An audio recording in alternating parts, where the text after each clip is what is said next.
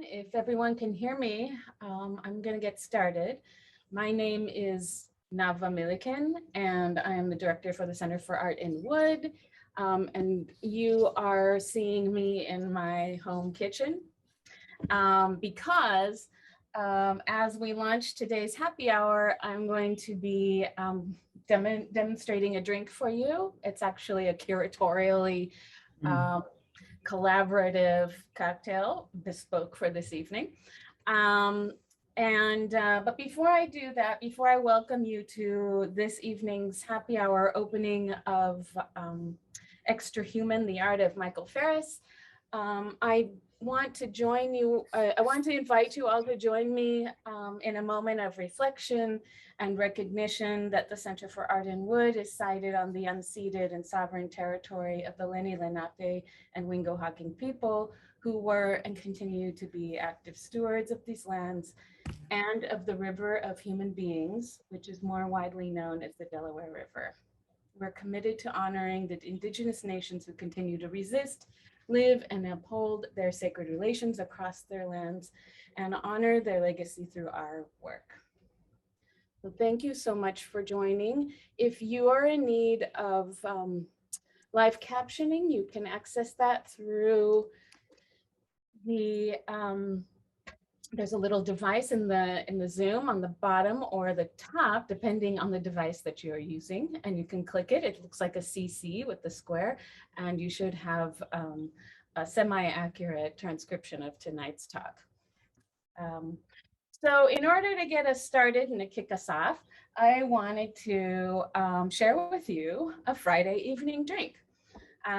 Suzanne and I are both fond of gin. And tonight we came up, well, I think I credit this one mostly to Suzanne, but we came up with the Inlay in honor of Michael's work, which is a variation through his own artistic language of Inlay Technique. So it's very, very simple because we've all probably had a very full week. If you are familiar with a Negroni, it's a very simple 1-1-1 proportion cocktail. And it consists of 1 part gin, 1 part Campari, and 1 part Martini Rosso, which is like sweet vermouth. And tonight's Inlay, though, is going to be a little bit special because we're going to do something that involves blueberries. We're going to take a handful of blueberries, put them in our mixing glass, and take our muddling stick. This one very beautifully made by Graham Brittle and Melissa Engler, and also available in the center store. And just muddle the blueberries so that you can get those nice juices to come out. I've demoed this technique a couple of times so far, but if you're new to this, you'll want to, instead of handling the muddler like this, you'll actually want to twist with the wrist. And we've opened up that juice. So we're now going to pour our drink into the mixing glass. Now, normally a Negroni is made by stirring, and we're going to honor that tradition just with this addition of muddled blueberries. So we'll take 1 part sweet vermouth, 1 part gin of choice,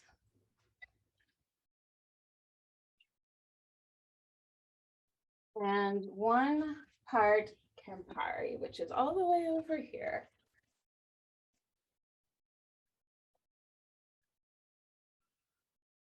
And we pour that in our mixing glass, so everything's all together. You can add a couple of ice cubes to chill it. And then we take our mixing spoon and stir it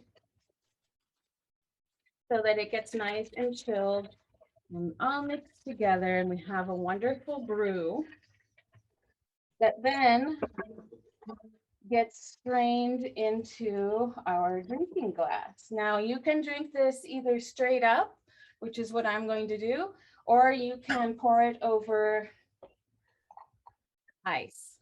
I'm going to do the straight up version because that's my Friday delight. And it's a beautiful color. And I'm going to show you just in a minute how lovely that turned out with the blueberry and the Campari all together. If everyone can see, it's bright, bright, bright, bright red. And then we're going to add a little bit of color to this in celebration and in honor of Michael's work by, which is noted for its little circular tiles by this garnish, which is simply thinly sliced cucumbers wrapped around blueberries. And then here we go. We have our Inlay. Everybody can enjoy this. And this will be up on the Center's Woodshed website for future reference for future happy hours. So toast everyone. Cheers. It's nice to see you.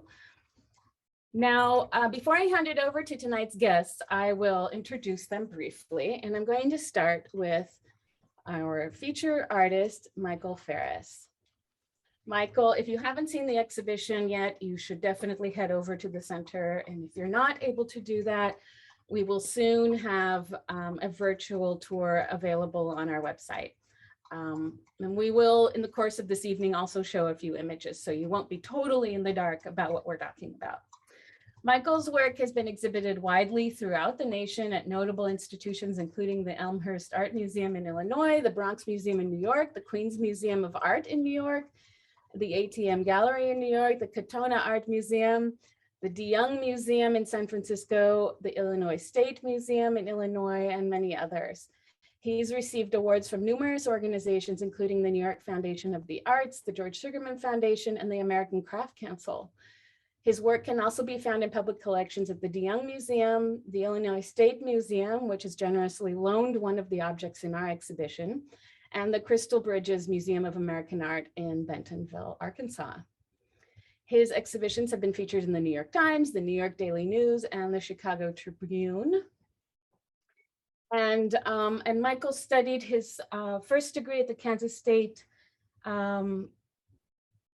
Kansas State University. Is that correct, Michael? Kansas City Art Institute. Kansas City Art Institute, thank you. And then he studied for his MFA in painting at the Indiana University. His unique visual language is comprised of a number of influences, but primarily, at least for the purposes in the discussion of our exhibition, the inlay technique previously discussed, inspired by Antarcia woodworking from his Levantine Middle Eastern heritage.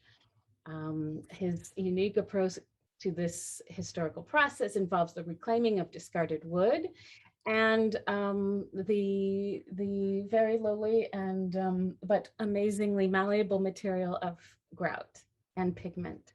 And you're going to hear a lot more about that as the evening progresses.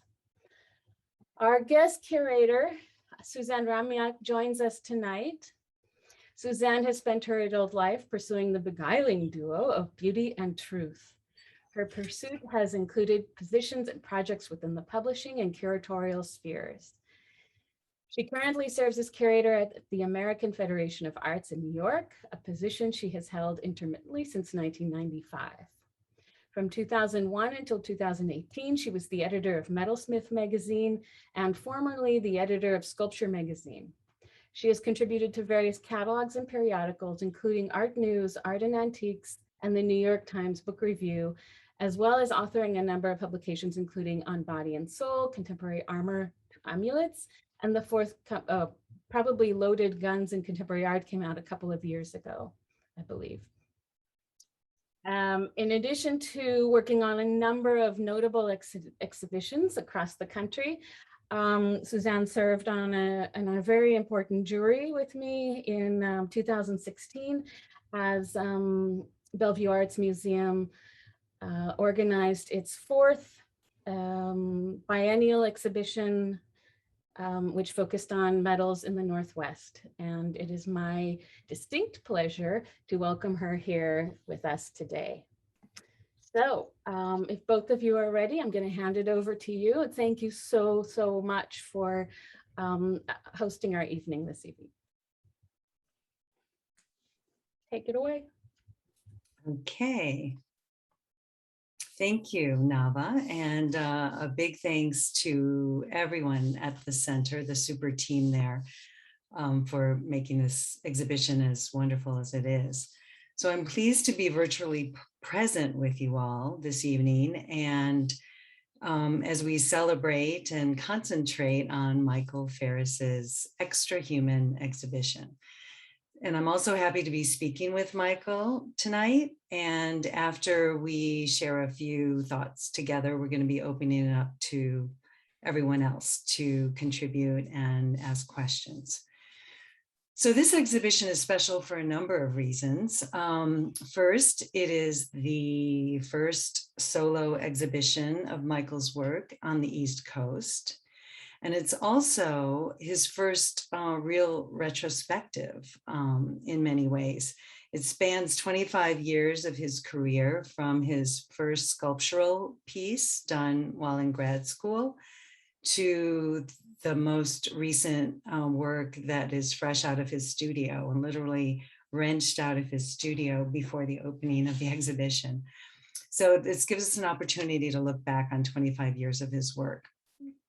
And there's plenty to explore about the work itself, but I wanted to begin with you, Michael, the man behind the art, and explore this intriguing aspect of your use of the alter ego or personal mythology in your self-portraits. There are two of these in the exhibition. Rusty Finnegan, the first sculpture you did in 1996, is in the exhibition, as well as Emil, 2001. These are both designated self-portraits, and yet you're hiding behind the facade of a name and of a look that is not necessarily recognizable as you. So I'm hoping you can talk more about your use of personal mythology and this double identity that has recurred throughout your work. Sure. Well, first of all, I just want to thank you, Suzanne, for this wonderful show that you curated. I'm so happy to be showing at the Center for Art and Wood. And I also want to thank Nava. It's been a pleasure working with both of you, and I'm so excited for this show. And thank you so much. So regarding your question, periodically, I will use an alter ego character when I'm making my sculpture. And there's a piece, oh, here it is, Rusty Finnegan. And Rusty Finnegan was the third sculpture I made when I was in graduate school. And at the time, I was reading a lot about Chinese immortals and the idea that a human being could become enlightened, and as a result of their enlightenment, they transform physically. And the second sculpture I made was called Lucky the Immortal. It was a sculpture I made before this sculpture. So with that particular sculpture, I was really thinking about this idea of the immortal, and for this third sculpture, I sort of continued that idea of this alter ego character, or a character that transforms into another person or another being. And when so this character, it's a self-portrait, but I refer to him as Rusty Finnegan. And he kind of has, excuse me, he has this thought bubble on his head. And in this thought bubble are all these people that he's thinking about in his life: family and friends, teachers, coaches, and it specifically relates to my experience being a student at Indiana University. So the majority of the people in the thought bubble are friends and people that I knew from Indiana University. And so as far as the alter ego is concerned, it was just a way of, in this case, sort of having a sense of humor about myself. I wore these particular clothes. They were studio clothes, and I wore them every day just about. And it was an Argyle sweater and yellow pants, and I had many pairs of yellow pants. So it was, it was kind of a clown-like uniform to say the least, but I wore it every day, and it's what I made art in. So when I was thinking about making this self-portrait, I decided that he definitely should be wearing this uniform. And I particularly was interested regarding the wood inlay. I was particularly interested in creating the sweater out of big diamond shapes of wood that could all come together to make an Argyle sweater. I thought that was kind of an interesting idea. Um, so so that was the first piece where I used this alter ego character. Later on, Suzanne mentioned another piece that's in the show called Emil. And for a stretch of time, I made these self-portrait busts that were really, I was really thinking about a piece that's also in the show that wasn't my piece.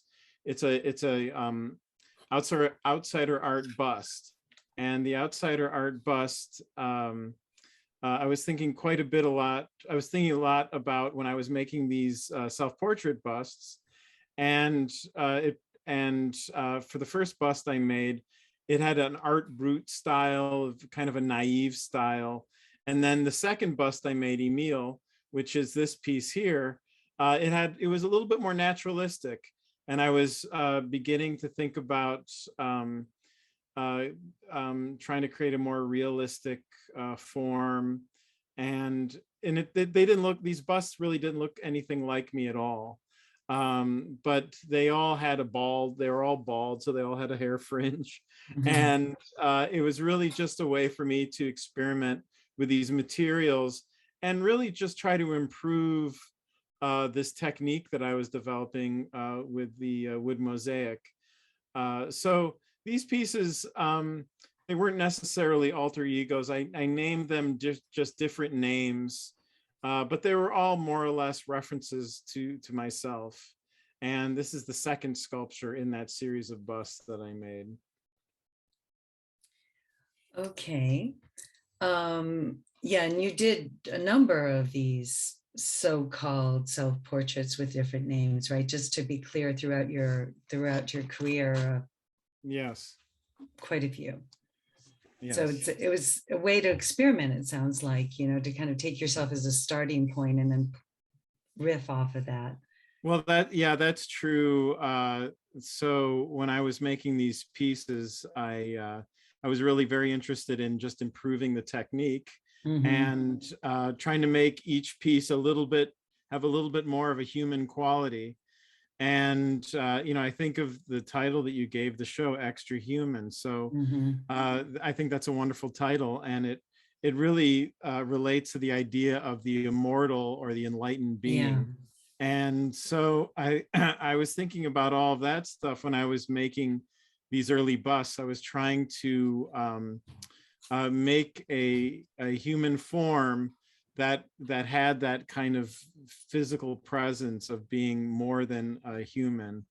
And I just found the more I worked at these individual busts, the better I was getting at creating a human presence within the sculpture.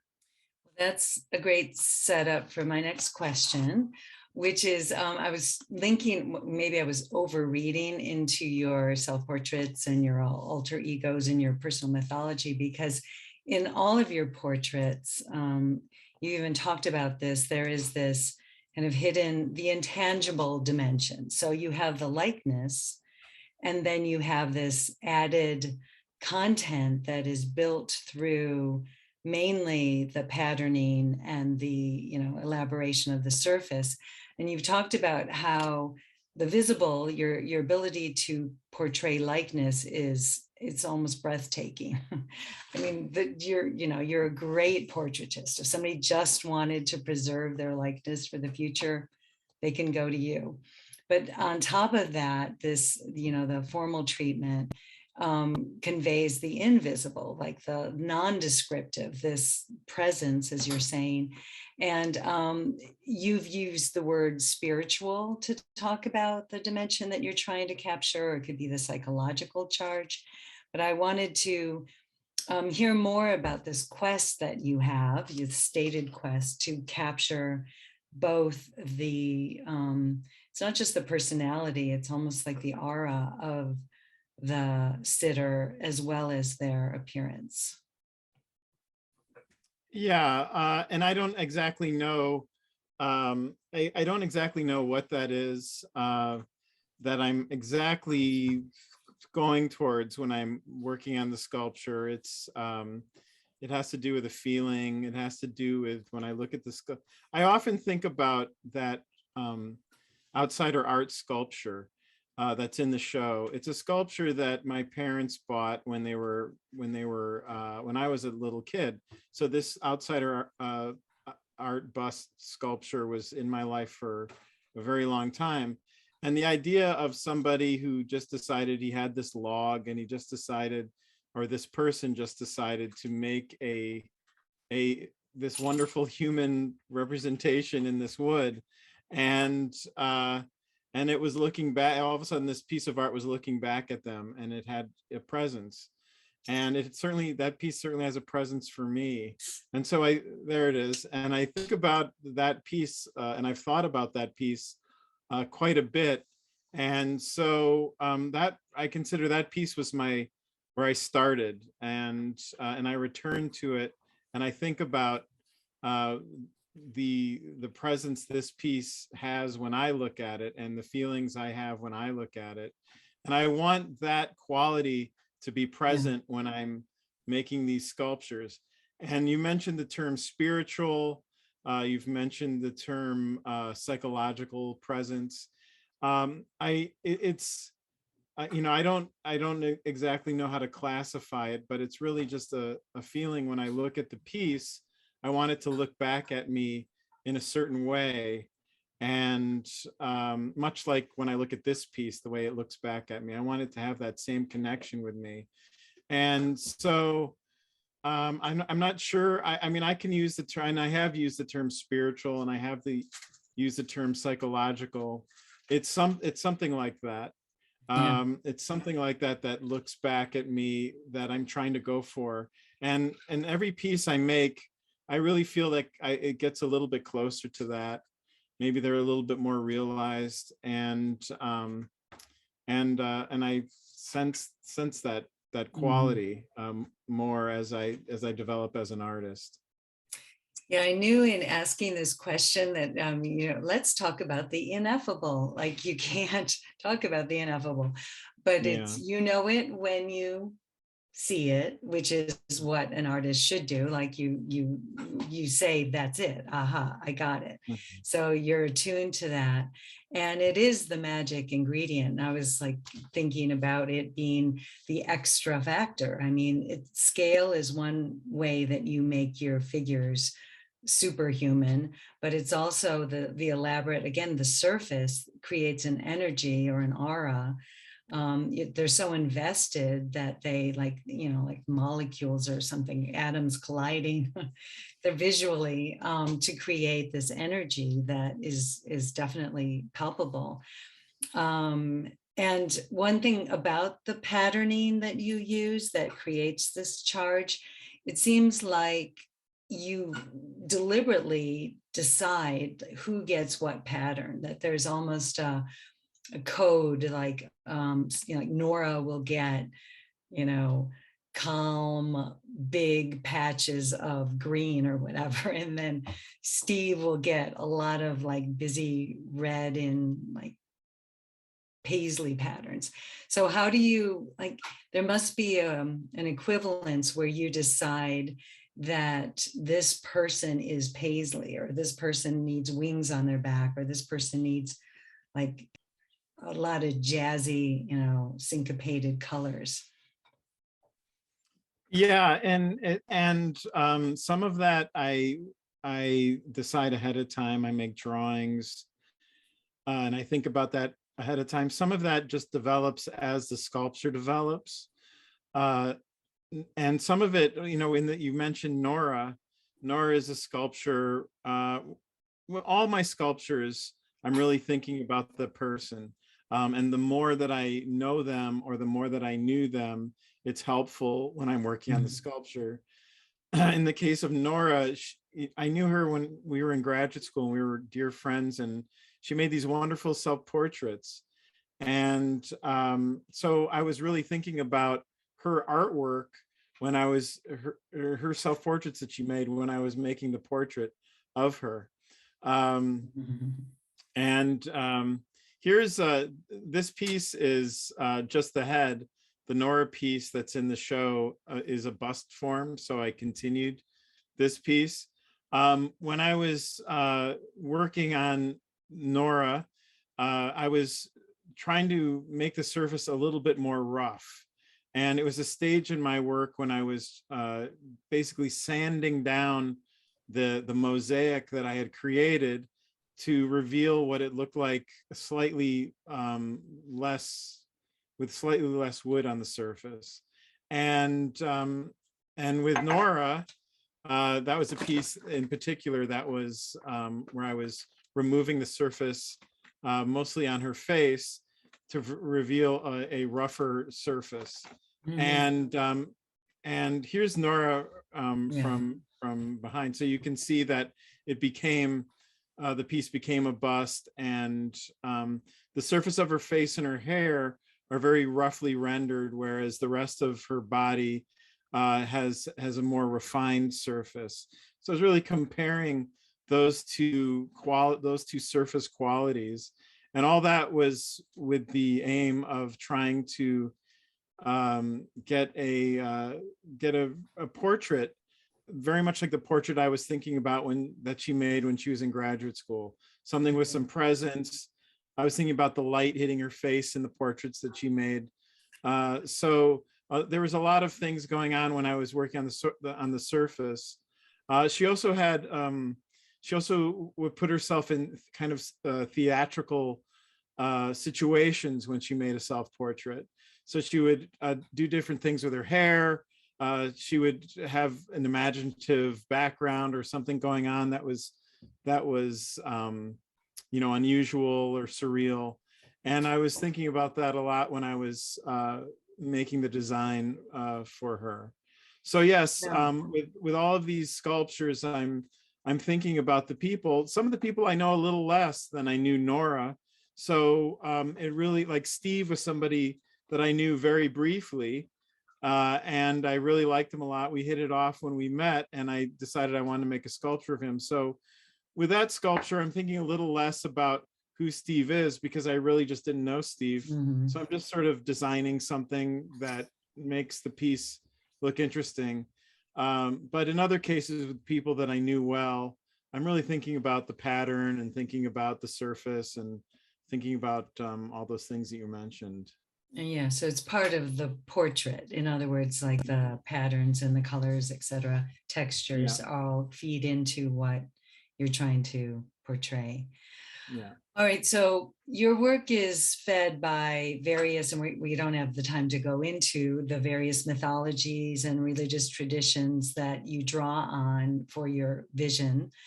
It's also informed by a really deep understanding and appreciation of art history. And I know your own work, you alluded to this, your own evolution has paralleled what we learn in Art History 101 from the archaic or the naive toward greater naturalism or classicism. And I know that you strive to be ultimately a classical artist, or you've sort of self-declared that this is your ideal. And it would be good to hear more about that, and also about your sculpture idol, Bernini. So we'll have a shout out to Bernini. He's kind of like your rock star sculptor for all the sculptors out there.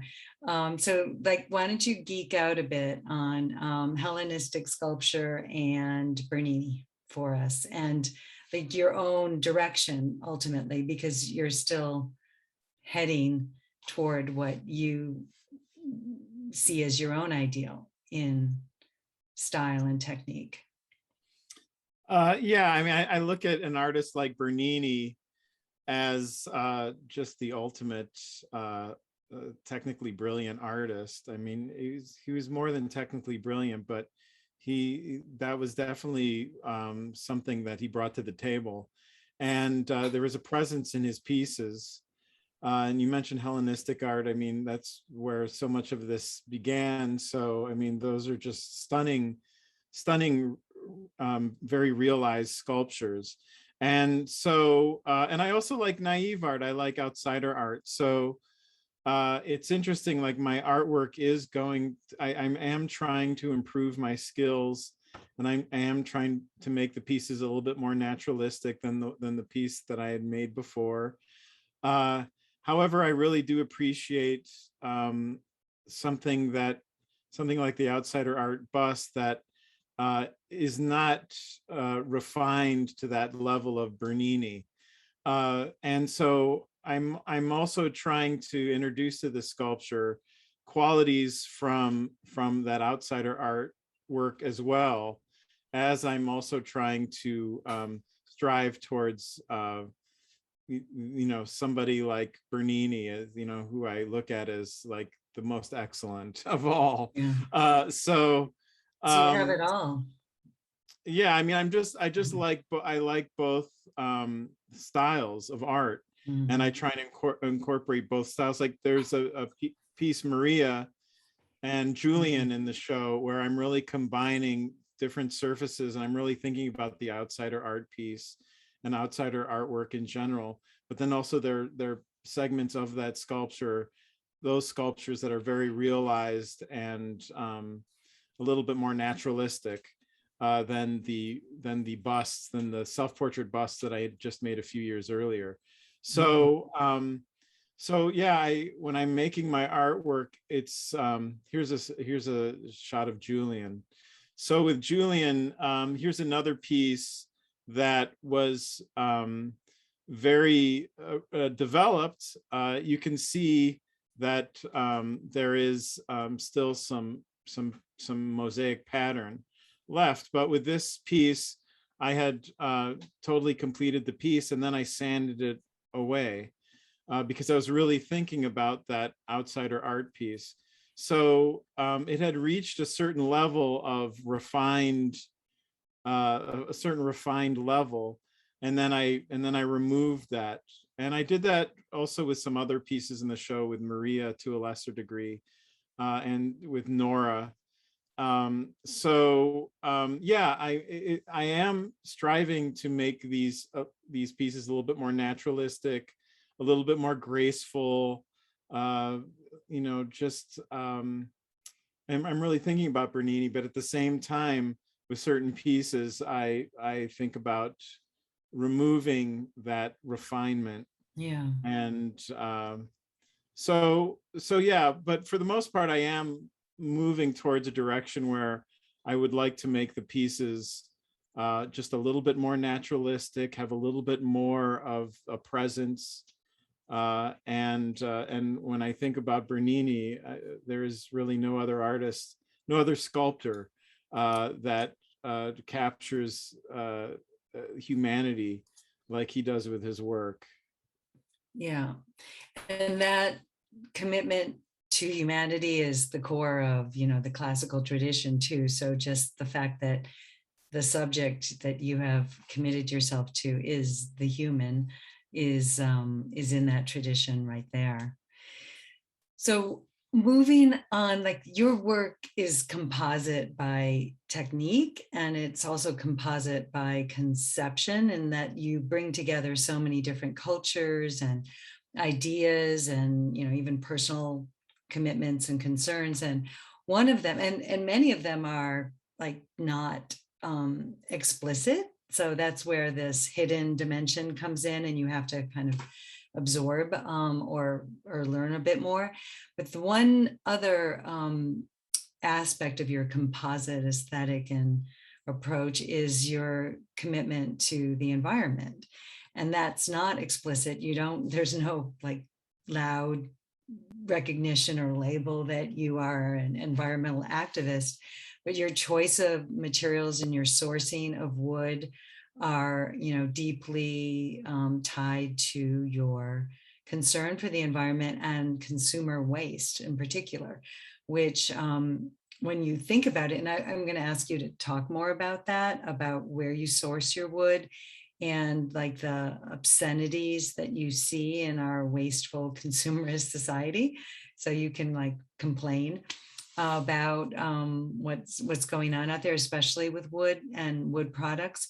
But what makes the work extra wonderful is that you're essentially taking trash, garbage, waste, wood, and then making it somewhat transcendent through these figures, not just that you're turning waste into human forms, but then you're making them even beyond. So I think it adds to the value of the actual work that you make, but it also speaks to a real present problem.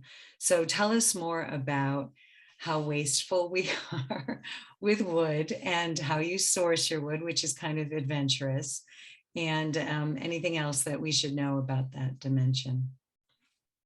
Sure. I get my wood from many different sources. I often find wood when I'm taking a walk and it's garbage day and people put out tables and plywood and, raw wood that's, been made into something. And I'll find wood that way. I've had on numerous occasions people call me up and just say, hey, I got some wood for you. Like we just ripped up our oak floor and we're getting rid of it or whatever. I've had for years futon frames were made out of wood, and they were made out of oak, poplar, and pine. And so for years I would drive through Manhattan and find, oh my God, look, there's that incredible futon frame, and I would get the wood that way. I go to Vermont occasionally with my wife, and there are these wood furniture stores, furniture makers, and they throw out kindling and huge bags of kindling. So people grab this wood and burn it. But I mean, this wood is like, I've found like huge bags of walnut and oak and just all kinds of, cherry, fantastic wood. I also cut wood off of trees, branches, and I deal with the wood that way. I shave it off and I let it dry, and I use wood that way. So yeah, those are all the ways that I'm collecting wood. And when I first started making this sculpture, like Rusty Finnegan, I would say half of that wood I found, half of that wood I purchased. And it was after that time I realized, I really can find this wood. When I was at Indiana University, there was always wood in the scrap bins in the various wood shops. And so I collected a lot of that wood then. And I wasn't really thinking about being ecological. I was just thinking, well, this is just free wood, and that's great, it's just like free materials.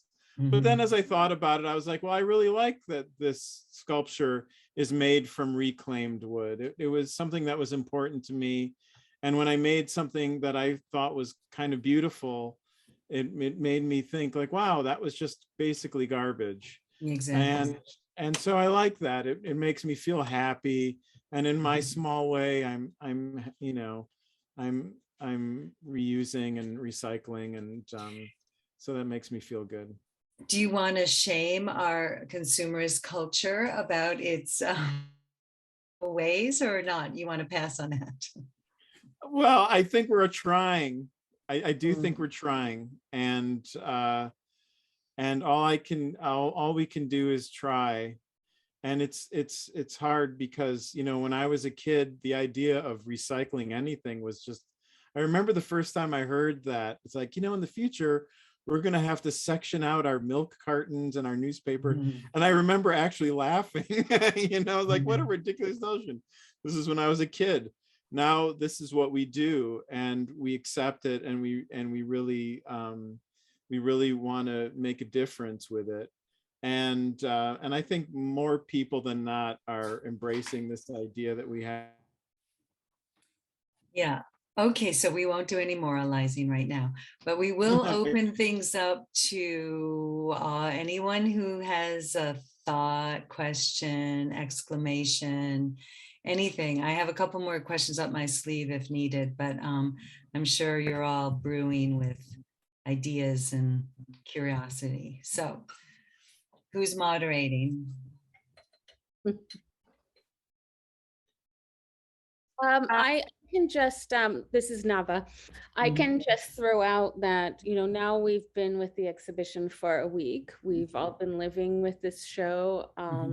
And first of all, just to note that the impression on our side, even though we, turn on the lights in the morning and turn them off at night and turn on the heat and but the feeling in the exhibition space is that we're really not the owners of that space. We are guests in that space because the presence of those beings is so profound. And I think it's due more to their sense of humanity and even though they're of this great extra human scale, it's more than that. It's that oversized sense of humanity. So Michael, I wonder if you could talk about that a little bit. How profound the expressions and the individuality, but also the universality, how you I don't know, sashay between those two things in making connections between human visitors and viewers of your work and the works themselves. When I'm it's funny when I'm making a sculpture, it's all feelings, and so I'm thinking about the person I'm going to make a sculpture of, and I'm thinking about my feelings that I have for them, and then it goes from there. So like for instance, the Rosemary Sculpture with our two cats. When I first was thinking about that sculpture, it was just, I actually started making these little drawings of Adam and Eve, and Adam and Eve had these giant cats, and those drawings made me smile and it made me happy, and they were dealing with the feelings I had, and so when I started that sculpture, I had a very clear vision as to what presence I wanted that sculpture to have, and how I really wanted to convey basically that I love my family. That was just to convey the love. So it's really those feelings that I have when I'm making a sculpture that guide what I do, the feelings of love. And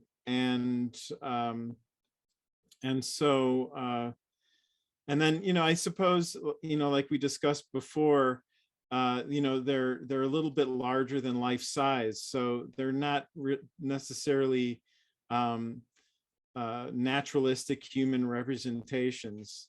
There's an otherness there, and the fact that they're a little bit larger than life, for me, is an attempt to convey that otherness quality, or that which, or the title of the show is the perfect title, Extra Human, to convey that feeling of extra human, more than human, a spiritualized human, or a enlightened human, or the immortal.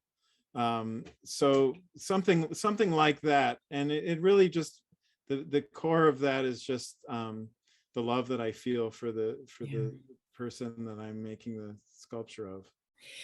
Yeah, I want to go on record underlining the word love in this discussion about art, because I know in passing people talk about cooking. Oh, what's your recipe? The magic ingredient, love, right?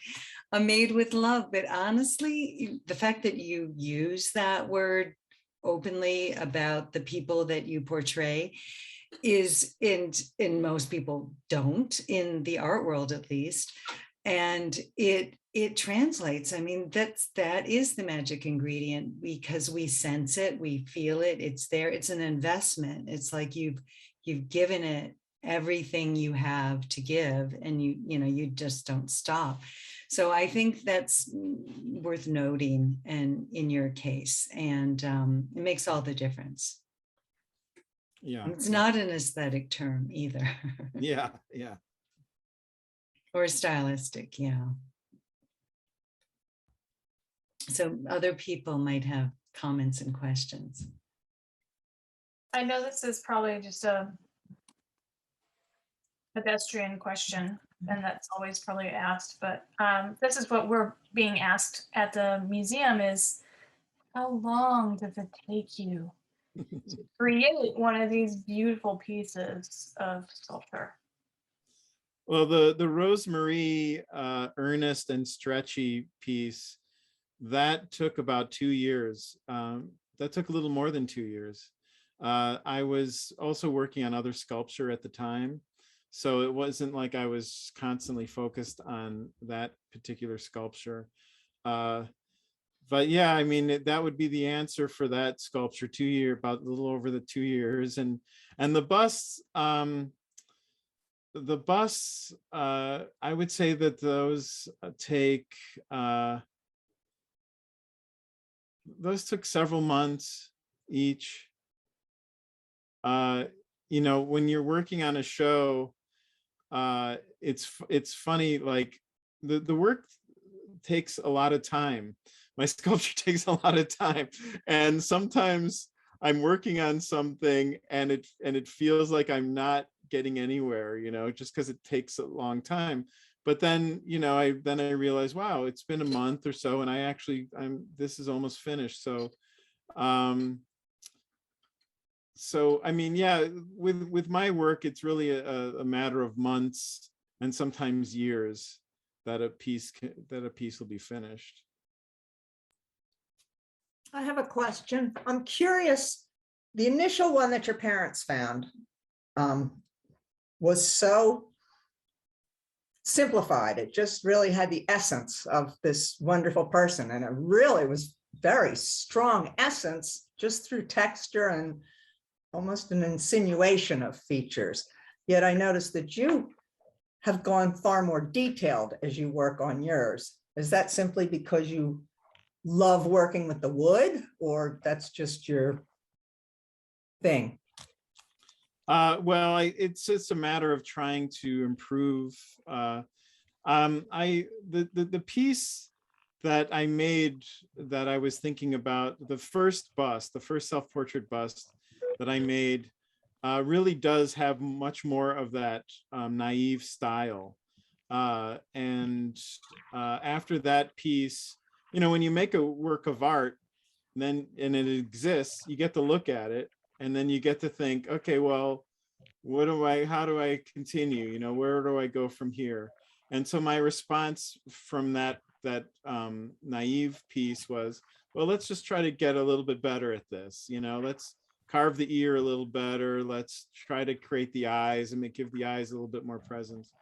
And so it was just a matter of, yeah, I mean, I could continue to make that same naive piece, but it didn't. If I did that, it wouldn't have meant as much to me as if, like really delving in and trying to improve my skills. And another thing too is that when I'm working on a sculpture, I often make drawings. So it was a way for my drawings to evolve as well. And it's fun. It's just much more fun, like to try to create something and just make it a little bit better than the piece you made before. I mean, that's the special thing about being an artist. And it's nice for me to see the evolution. The work represents the artwork in the show represents 25 years. So it's really special for me to see that 25 years and the development of my artwork. That's really special for me. Thank you.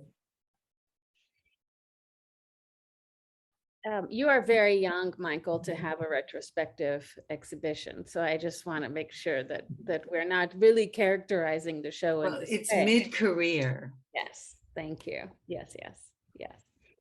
But I also want to dive a little bit deeper into the patterning and the use of patterning and surface decoration. A couple of years ago, I had the chance to work with the Azerbaijani artist Faik Ahmed, and who is known for his manipulations of traditional Afghan carpet weaving or Azerbaijani carpet weaving, and then and digital manipulation, and then the works are realized in analog methods.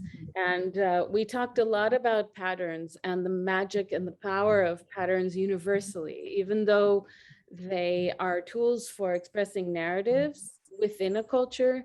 They also communicate and have a distinctive power beyond and outside the culture to which they communicate.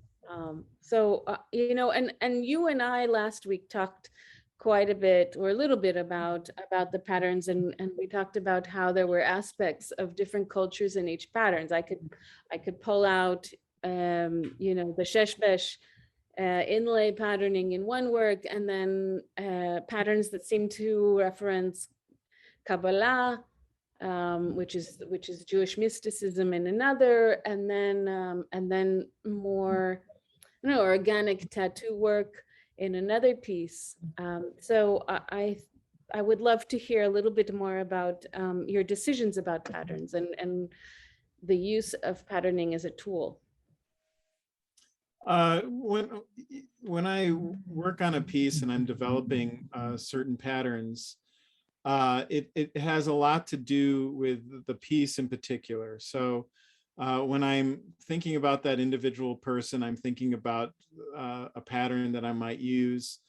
Sometimes patterns will look like patterns, and I'll recognize the pattern as coming from a particular culture or lending itself slightly to a particular culture. Sometimes what I'll do when I see that, I'll just let that be. I'm not going to necessarily try to change that.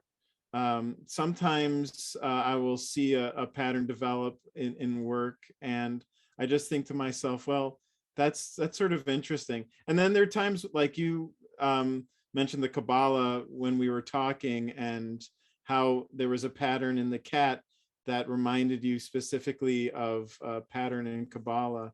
And that was not something that was on my mind at all. So then I learned things like that are interesting to me. And of course I had to look up Kabbalah patterns once you mentioned that, because I was interested. I was like, well, you know, what is it, am I exactly communicating here, you know? But oftentimes the patterns to me, they materialize, they look like a particular culture from a particular place, and I let that exist. Sometimes I alter it, sometimes I'll change that pattern and make it into something if it doesn't quite feel right with the piece. So a lot of that stuff is just what happens when the piece is developing. And then of course there's like the human persona there that I'm trying to develop. So certain patterns will look great in communicating this human persona, or communicating what I have in mind in relation to the person. For instance, with Nora, she has like this star pattern on her outfit. It's this sort of black and white star pattern, and you know, that was just the perfect pattern for what I wanted to communicate about Nora. So a lot of times these patterns, they just develop as the piece develop, and then I change them in a particular way just to make it work, you know. And that is, and I don't quite know how to describe that process, other than to say an artist would know what I'm talking about. You know, you just make this thing work, you know, make it visually work. And oftentimes I will, I mean, I've done this for so long that I have a good idea of how I can alter a pattern to make it visually flow better, or to make the presence of the human being component have a little bit more of a psychological reality or something. So so the development of the pattern, and like I've mentioned before, I also develop patterns when I'm making the drawings, and I reference those drawings when I'm making a sculpture. And then sometimes when I'm making a pattern on a sculpture, it really just has to do with the process of making the piece in the moment. So the patterns develop in numerous ways, and they represent all kinds of different things. Ultimately, I just want that sculpture. I just want to like smile at the sculpture and go, oh, that is good, you know. And I don't really know. Sometimes that's just like, you know, and like I said, artists know what that is. It's just a feeling you have when you're making a piece. So yeah. Thank you. Yeah, I think that quality that is so hard to define is really underrated among artists, and in many cases it separates an artist from another person who makes things. Mm. My favorite part of what you said was that when your work, it just makes you happy when you look at it. I think that's wonderful. Yeah, you know, like I don't even, you know, you're just looking at something and you're like, and then you work on it a little bit more, and then you're like, oh, okay, that's, you know, it's just a feeling. It comes from years of accumulating skills and understanding your work, and you just know when it is starting to happen in the piece. It's a wonderful feeling. If there are no other questions, I would love to ask Suzanne a question. Go right ahead. I dare you. Wait, well, hang on. It seems like Nishay has a question. Yeah. I have a question for Michael. I was looking at your work today at the center, and I was looking at the materials you use, because as an artist myself, I like to really pay attention to the materials that are used in the artwork that I'm looking at, in order to get a sense of how the materials were put together to make the work. And I noticed that sometimes you have listed in the materials pigment, but then you have also listed acrylic paint or oil paint or oil on canvas in some of them. And what exactly is the pigment that you use, other than oil paints or acrylic paints? Like, that was a little confusing to me. With the sculpture, it's acrylic paint. It's a mixture of acrylic paint, glue, and sawdust. And so that is the pigment that is used as how do I say this? It fills the separation between the pieces of wood. And once it dries, then I sand it away, and then you see the surface. Okay, that makes sense. It's basically paint mixed with filler. Am I understanding that correctly? Yeah, it's glue, and you know, when you mix glue and sawdust, it makes a mush, and then I add the acrylic paint to give it the color. Okay. Yeah. And with the drawings, so do you usually, when you're working, is the person, the subject of the portrait, is it a live sitting, or are you working from photographs that you took of the person, or like, how does that part of the process work? Both. I definitely like when somebody is there and I get to draw them in person, but oftentimes I use photographs. Okay, I like And then- using, having the person sitting in front of me makes me a little nervous. Yeah. Yeah. Thanks, Nishay, and thanks, Michael. I did want to close with one question to Suzanne, and that is one of the things, Suzanne, I've known you maybe 7 years, I guess now. And one of the things that's really struck me about your work is that you are always reaching for these sort of eternal themes in the works of contemporary artists, and the ways that contemporary artists are reaching globally through their work. And so I'd love for you to share a little bit with our group today what you saw in Michael's work that resulted in the exhibition that we are talking about today. Well, yes, I didn't get a chance to say this, but my first encounter with Michael's work was through one of these more like global general studies of contemporary portrait busts. So I was looking at all variations on this format, which is essentially the face, the shoulders, and the chest. And I was going to ask Michael a little bit about, well, you don't have time, but why he worked in that format for most of his career. And I mean, I could probably answer that question anyway for you, because it's a format that gives you the essential information you need. Like, we're all bus shots right now in the Zoom call. We are not headshots, we are bus shots. So working in the subject or in the area of contemporary sculpture busts, I saw all sorts of material, all variations of rendering, as far as like, was it a portrait, wasn't it a portrait? And this is how Michael's work just jumped out from hundreds of works that I was looking at.